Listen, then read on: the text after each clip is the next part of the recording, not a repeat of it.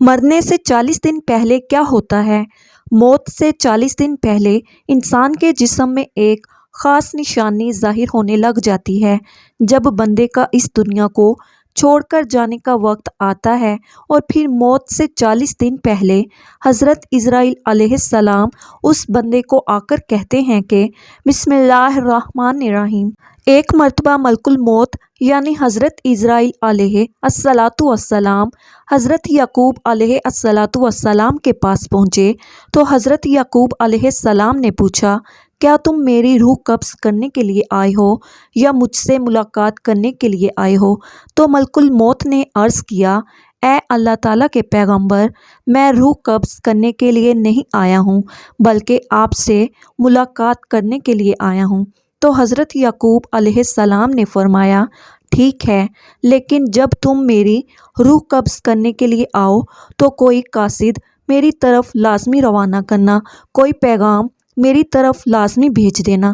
تو ملک الموت نے کہا کہ میں جب آپ کی روح قبض کرنے کے لیے آؤں گا تو اس سے پہلے 2 یا 3 قاصد آپ کی طرف روانہ کر دوں گا اور وہ آپ کو اطلاع کر دیں گے۔ چنانچہ ایک وقت آیا جب ملک الموت حضرت یعقوب علیہ السلام کے پاس اچانک آ گئے اور روح قبض کرنے کی بات کہی تو حضرت یعقوب علیہ السلام نے فرمایا کہ تم نے تو مجھ سے وعدہ کیا تھا کہ میں تمہاری روح قبض کرنے سے پہلے کوئی قاصد بھیجوں گا، کوئی پیغام دینے والا آپ کے پاس بھیجوں گا، اچانک روح قبض کرنے کے لیے نہیں آؤں گا۔ تو ملک الموت نے کہا کہ میں نے آپ کی طرف قاصد بھیجا تھا اور وہ بھی 3 قاصد بھیجے تھے۔ حضرت یعقوب علیہ السلام نے فرمایا کہ وہ کون سے قاصد ہیں؟ ملک الموت نے فرمایا، پہلا قاصد یہ تھا کہ جب آپ کی داڑھی اور سر کے بال جو سیاہ ہوں گے وہ سفید ہونے لگیں گے۔ دوسرا قاصد میرا یہ تھا کہ جب آپ کے جسم میں جو طاقت اور توانائی تھی وہ ختم ہونے لگ جائے گی اور آپ کے جسم میں کمزوریاں لگیں گی۔ اور تیسرا قاصد میرا یہ تھا کہ آپ کی کمر جو بالکل سیدھی تھی وہ آہستہ آہستہ جھکنے لگے گی۔ تو یہ تینوں نشانیاں ملک الموت نے بتلائی ہیں، اور ملک الموت یعنی حضرت عزرائیل علیہ السلام نے فرمایا کہ ہر مرنے والے کے پاس تقریباً میرے قاصد آتے رہتے ہیں، لیکن لوگ ان کو نہیں سمجھتے، لوگ ان کو نہیں مانتے۔ اگر مرنے والا بندہ اپنی زندگی میں نیکیاں اور تقوی پرہیزگاری اختیار کرتا رہا، پھر اس کی موت کے بعد اس کا چہرہ خوبصورتی سے چمک اٹھا تو یہ ایسی علامت ہے جس سے اچھا تاثر لیا جا سکتا ہے اور اس بات کی امید کی جا سکتی ہے۔ مثال کے طور پر مرنے کے بعد لوگ اس کی تعریف کریں گے اور اس کے لیے دعائیں کریں گے تو یہ اس کے لیے نیک ہونے کی نشانیاں ہیں۔ اسی طرح زندگی میں اچھے لوگوں کی صحبت بھی انسان کے نیک ہونے کی نشانی ہے۔ حسن خاتمہ کے بہت سے اسباب ہیں جن میں اللہ تعالیٰ کی اطاعت پر استقامت، اللہ تعالیٰ کے بارے میں حسن ظن، سچائی، پرہیزگاری، توبہ، موت کو کثرت سے یاد کرنا اور دنیاوی چاہتیں مختصر کرنا، آخرت کی فکر اور نیکوکاروں لوگوں کی صحبت قابل ذکر ہے۔ ناظرین، روح جب جسم کو چھوڑنے کے لیے بالکل تیار ہو یعنی موت سے تقریباً 24 گھنٹے پہلے، تو ہاتھ، پاؤں، گھٹنوں کی جلد اور محسوسات ختم ہو جاتی ہے اور ان کا رنگ بدلنا شروع ہو جاتا ہے اور نیلا رنگ اختیار کرنا شروع کر دیتا ہے۔ یہ نشانی واضح نشانی ہے جس میں سانس اکھڑنا شروع ہوتا ہے اور بے ترتیب ہونا شروع ہو جاتا ہے اور دھیرے دھیرے سے بجھ جاتا ہے۔ حضرت عائشہ صدیقہ رضی اللہ تعالیٰ عنہا سے روایت ہے کہ رسول اکرم صلی اللہ علیہ وآلہ وسلم نے ارشاد فرمایا کہ جب اللہ تعالیٰ کسی بندے کو نیک بخت بنانا چاہتا ہے تو مرنے سے پہلے 1 سال پہلے ایک فرشتہ اس کے پاس بھیجتا ہے اور وہ اس کو درست کرتا ہے اور نیک عمل کی طرف خواہش دلاتا ہے یہاں تک کہ وہ نیک حالت میں مرتا ہے، اور سب لوگ کہتے ہیں کہ یہ شخص نیک حالت میں مرا ہے۔ اور جب ملک الموت حاضر ہوتا ہے اس وقت اللہ تعالیٰ اس کی آخرت میں رہنے کی جگہ یعنی وہاں کے سامان اور راحتوں کو جو اللہ پاک نے اس کے لیے مہیا کر رکھے ہیں، تیار کر کے رکھیں، اس کو دکھا دیتا ہے تو اس کی روح خوش ہو کر نکلنے کا قصد کرتی ہے، اس وقت یہ شخص اللہ تعالیٰ کی ملاقات کے لیے خواہش کرتا ہے اور اللہ تعالیٰ اس کی ملاقات کو پسند بھی کرتا ہے۔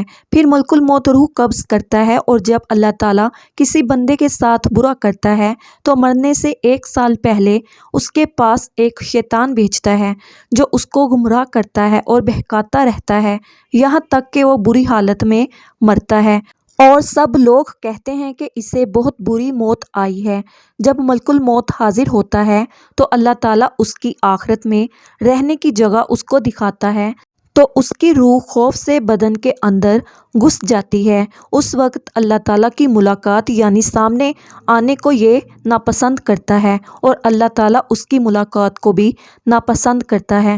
پھر ملک الموت اس کی روح سختی سے کھینچ کر قبض کرتا ہے۔ کتاب الفضا کے مصنف اس حدیث کی تشریح میں کہتے ہیں کہ ملک الموت کے بلانے پر جان اس طرح نکلتی ہے جیسے سپیرا سانپ کو اس کے سوراخ سے بلائے، اور مومن اور کافر دونوں کے جسم سے روح نکلنے کی حالت یکساں ہوتی ہے۔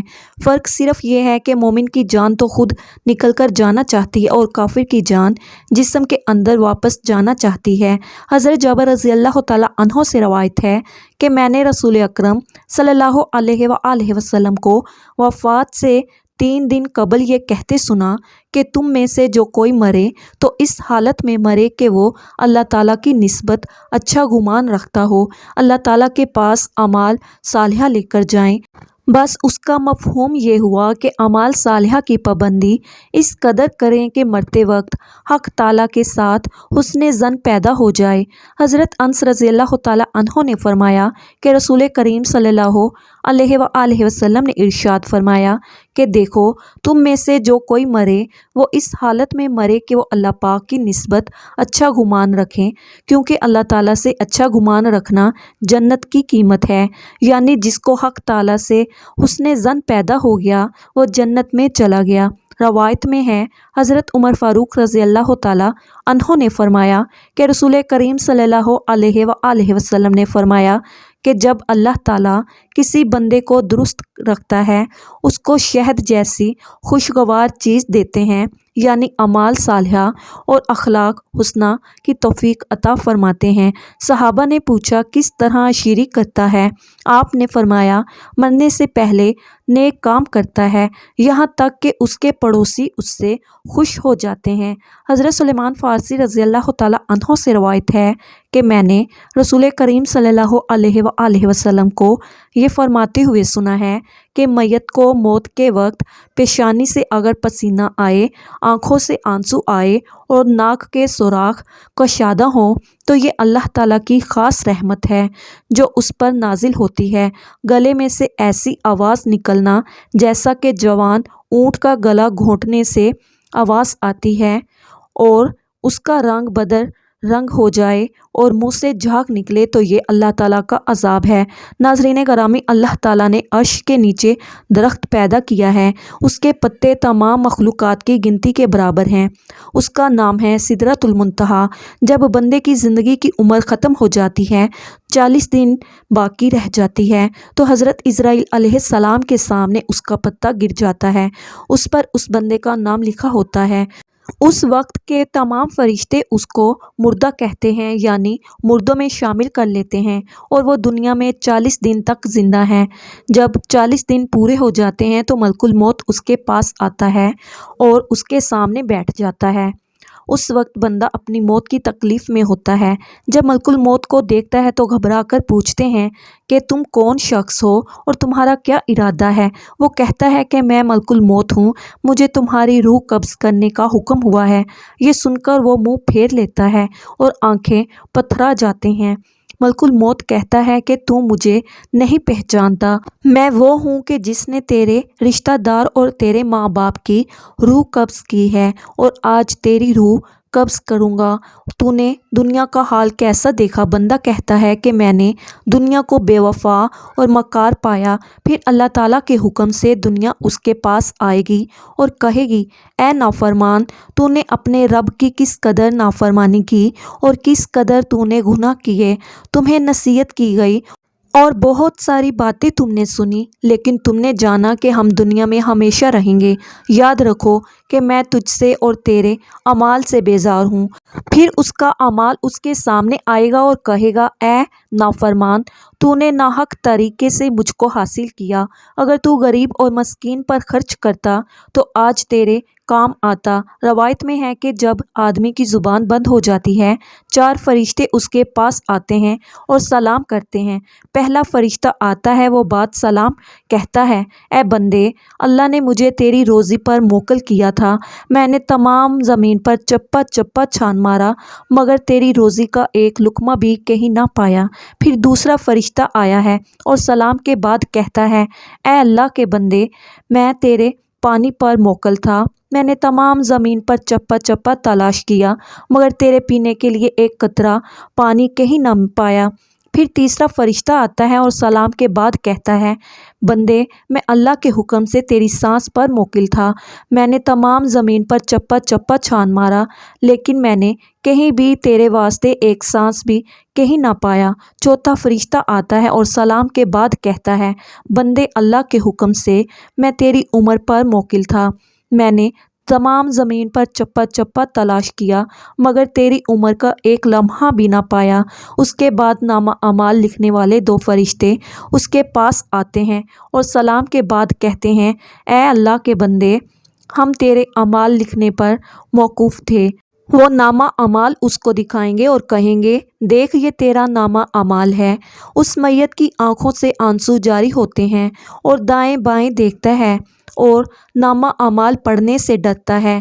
اس کے بعد ملک الموت اس کی روح قبض کرتے ہیں۔ روایت میں ہے کہ ربیع بن انس رحمۃ اللہ علیہ سے کسی نے پوچھا کہ ملک الموت تنہا ہی سب کی روح قبض کرتے ہیں یا ان کے ساتھ اور بھی فرشتے کام میں شریک ہوتے ہیں؟ تو فرمایا کہ روح قبض کرنے کا کام انہی کے حوالے ہے، لیکن اس کام میں مدد کے لیے بہت سے فرشتے ان کے ساتھ ہوتے ہیں اور ملک الموت ان سب کے سردار ہیں۔ ان کا ہر قدم دنیا کے برابر ہے۔ پھر حضرت ربیع بن انس سے پوچھا کہ مومنین کی روح کہاں رہتی ہیں؟ فرمایا، 7ویں آسمان کے اوپر سدرۃ المنتہا کے پاس۔ حضرت ابو ہریرہ رضی اللہ تعالیٰ عنہ سے مروی ہے کہ سرکار دو عالم صلی اللہ علیہ وآلہ وسلم نے ارشاد فرمایا، جب انسان مر جاتا ہے تو اس کے اعمال کے ثواب کا سلسلہ اس سے منقطع ہو جاتا ہے مگر 3 چیزوں کا ثواب کا سلسلہ باقی رہتے ہیں۔ نمبر 1، صدقہ جاریہ۔ نمبر 2، راستے میں پڑی ہوئی اینٹ جو راہ گیر کو نقصان پہنچائے اسے راستے سے ہٹا دینا۔ اور نمبر 3، صالح اولاد جو مرنے کے بعد ان کے لیے دعائیں کریں۔ ایسے اعمال جن کا تعلق دنیاوی زندگی سے ہوتا ہے، ان کے اثرات مرنے کے بعد دنیا سے ختم ہو جاتے ہیں۔ ناظرین، اللہ تعالیٰ سے دعا ہے کہ اللہ پاک ہمیں نیک اعمال کرنے کی توفیق عطا فرمائے اور ہمارا خاتمہ ایمان پر فرمائے، آمین یا رب العالمین۔ محترم ناظرین، ویڈیو اچھی لگے تو ویڈیو کو لائک کریں، شیئر کریں، چینل کو سبسکرائب کریں اور کمنٹ باکس میں اللہ تعالیٰ کے 99 ناموں میں سے ایک نام ضرور ٹائپ کیجیے گا۔ شکریہ۔ اللہ حافظ۔